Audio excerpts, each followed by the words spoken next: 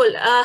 साथियों, 1908 के न्यूयॉर्क के प्रोटेस्ट के एक साल के बाद नेशनल वुमेन्स डे मनाया गया और इसके बाद तो जैसे दुनिया भर में महिलाओं के अधिकारों की बातें होने लग गई। और फिर एक जर्मन रेवोल्यूशनिस्ट थी क्लारा जेटकिन।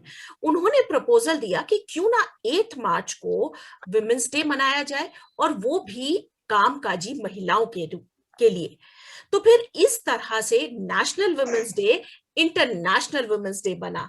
और अब तो आपको जानकर हैरानी होगी कि बहुत सारे देश जैसे कि अफगानिस्तान, युगांडा, क्यूबा और भी बहुत सारी जगह आज के दिन ऑफिशियल छुट्टी होती है।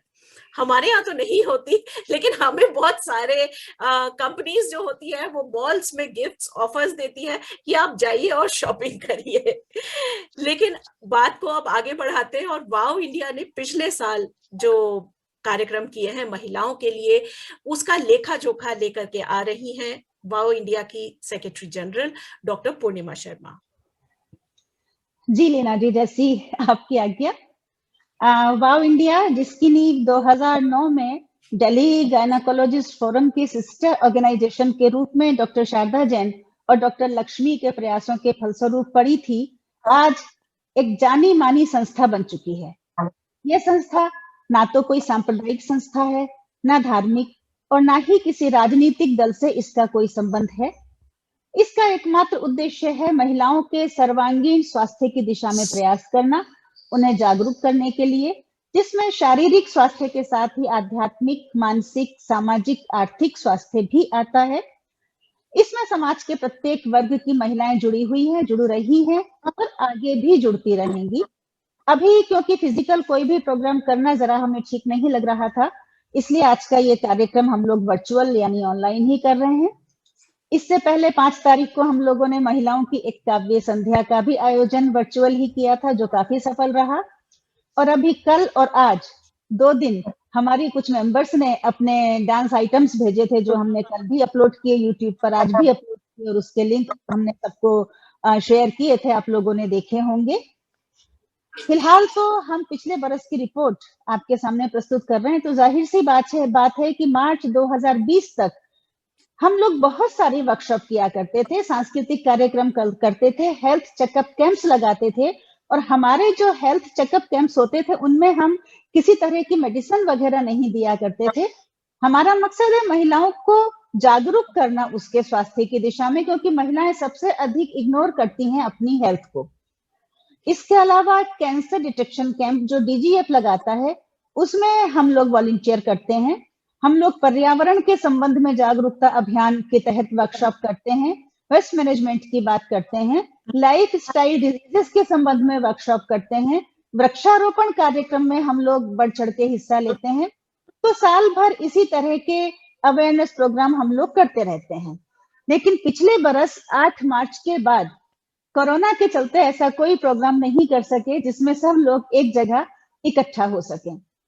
लेकिन इतना सब होते हुए भी हम लोगों ने हार नहीं मानी और डिजिटल प्लेटफॉर्म का भरपूर लाभ उठाया, जैसे आज उठा रहे हैं। पिछले बरस का महिला दिवस कार्यक्रम हमारा बड़ा जबरदस्त हिट रहा था लीना। जिन लोगों ने भी वो प्रोग्राम अटेंड किया था वो इस बात के गवाह हैं। हालांकि उस बार भी क्योंकि कोरोना अच्छे से पैर पसार चुका था, तो लोगों ने हमसे कहा कि प्रोग्राम मत कीजिए, लेकिन हम सब कुछ फिक्स कर चुके थे, पेमेंट सबकी हो चुकी थी, ऐसे में प्रोग्राम कैंसिल करने में हमें परेशानी हो रही थी। तो हमारी चेयरपर्सन और मार्गदर्शक डॉक्टर शारदा जैन आगे आई और उन्होंने आदेश दिया कि पूर्णिमा, प्रोग्राम कैंसिल मत करो, जितने भी लोग आए प्रोग्राम करो। और नतीजा ये हुआ कि बड़ी तादाद में, हमारे ख्याल से हमारे लगभग सारे ही मेंबर्स उस प्रोग्राम का हिस्सा बने। तो इसके लिए डॉक्टर जैन आपका बहुत बहुत धन्यवाद। लेकिन जैसा पहले ही बताया कि वो हमारा पिछले बरस का आखिरी प्रोग्राम था जो हमने फिजिकल किया था। उसके बाद हम लोग जूम पे कर रहे हैं, क्योंकि कोरोना का डर ऐसा था कि हमारे ख्याल से इंसानी इतिहास में ऐसा पहली बार हुआ होगा कि समूचे विश्व के लोग एक साथ अपने अपने घरों में एक तरह से कैद होकर के रह गए। ऐसे में हम लोगों ने इस अवधि में स्वास्थ्य संबंधी समस्याओं पर ग्रुप डिस्कशंस रखे। तो कभी किसी विशेष क्षेत्र के अनुभवी डॉक्टर्स को बुलाकर किसी समस्या के विषय में बात की। लाइफ स्टाइल डिजीजेस की वर्कशॉप्स हमारी ऑनलाइन भी चलती रही और बहुत से विषय हमने इस अवधि में चुने, जैसे कि इम्यूनिटी कैसे एनहेंस करें, डेंटिस्ट को बुलाया, एक्यूप्रेशर, योग, इन सारी विषयों पर हम लोगों की वर्कशॉप्स होती रही। ऑनलाइन एजुकेशन पर हम लोगों ने चर्चा की, जिससे कि लोगों को पता चले कि क्या टेक्निक है, किस तरह से काम होता है। टैक्स और दूसरे जो लीगल मैटर्स हैं उनकी भी जानकारी महिलाओं को होनी चाहिए, तो इस विषय पर भी हमने परिचर्चाओं का आयोजन किया। हम में से जिस किसी को कुछ भी ऐसा काम आता था जो किसी के लिए लाभदायक हो सकता था, तो वो उन्होंने हमें इस अवधि में सिखाया। नई नई रेसिपीज हम लोगों ने सीखी। हम सबको प्रेरणा प्राप्त हो, इसलिए बहुत सी ऐसी पर्सनालिटीज से भी बात की गई जो अपने अपने क्षेत्र में कोई मुकाम हासिल कर चुकी हैं, चाहे वो मेडिकल की फील्ड हो, साहित्य का क्षेत्र हो, कला का हो, अध्यात्म का हो, व्यापार का हो, शिक्षा का हो, हर क्षेत्र से पर्सनालिटीज से हमने बात की।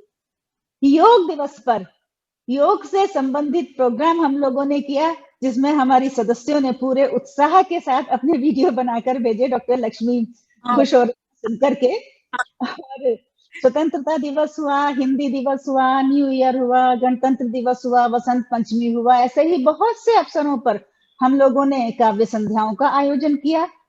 और इतना ही नहीं, तो इस अवधि में हमारी जो मेंबर्स थी उनको अपनी टैलेंट को एनहेंस करने का समय प्राप्त हुआ, तो उन लोगों ने वो जो उनकी टैलेंट थी वो सबके सामने प्रदर्शित भी की। सुनंदा श्रीवास्तव जी के साथ मिलकर हम लोगों का साप्ताहिक कार्यक्रम चला भारत भ्रमण के नाम से, जिसमें हमने ऐतिहासिक महत्व की इमारतों के दर्शन कराए और उनकी जानकारी दी, जो अब फिर से हम शुरू करने जा रहे हैं। सुनंदा जी से इस बारे में बात हो चुकी है।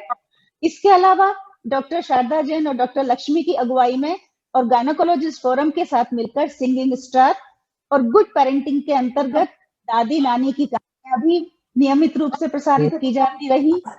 और इस सब का कारण सिर्फ यही था कि वाव इंडिया के सभी सदस्य आपस में एक दूसरे से जुड़ा हुआ अनुभव करें, कोरोना से डरे बिना साथ मिलकर कुछ सकारात्मक और रचनात्मक करते रहें। और एक चीज जो इस अवधि में हुई वो ये कि हमने उन जरूरतमंदों के लिए भोजन कपड़े का भी प्रबंध किया जिनके व्यवसाय बिल्कुल ही ठप हो चुके थे लॉकडाउन के कारण, जैसे हमारे मजदूर भाई हो गए, रिक्शे वाले भाई हो गए, इस तरह के लोग। हेल्थ वर्कर्स, सोसाइटीज के गार्ड्स और दूसरे कर्मचारियों का सम्मान करना सच पूछिए तो इस अवधि में हम लोगों ने सीखा, क्योंकि उन्होंने इस महामारी में अपनी जान की परवाह किए बिना हम लोगों का ख्याल रखा। तो आगे भी हमें पूरी आशा है और पूरा विश्वास है अपने सदस्यों पर कि आने वाले समय में हम सब साथ मिलकर इसी प्रकार कार्य करते रहेंगे। तो ये थी थोड़ी सी झलक हमारे बीते साल के प्रोग्राम्स की। और लीना अब आप प्रोग्राम को आगे बढ़ाइए। जी जरूर।